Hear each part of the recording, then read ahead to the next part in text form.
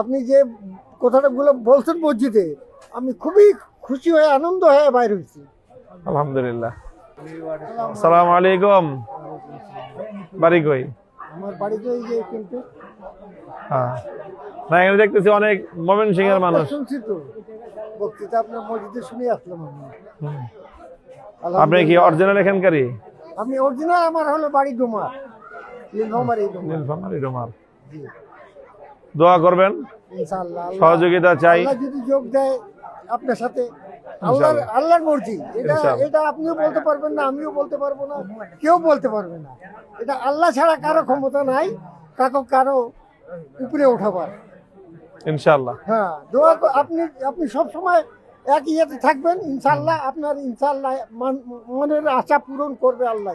ইনশাআল্লাহ। মনের আশা না, আমার হলো মনের আশা, মনের আশা।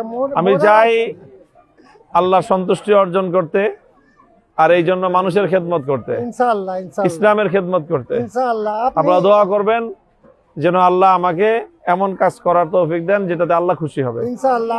আপনি আল্লাহর হুকুমে খুব ভালোভাবে কথা বলছেন, আমি খুব সন্তুষ্ট। আপনি যে কথাগুলো বলছেন মসজিদে, আমি খুবই খুশি হয়ে আনন্দ হয়ে বাইর হয়েছি। আলহামদুলিল্লাহ।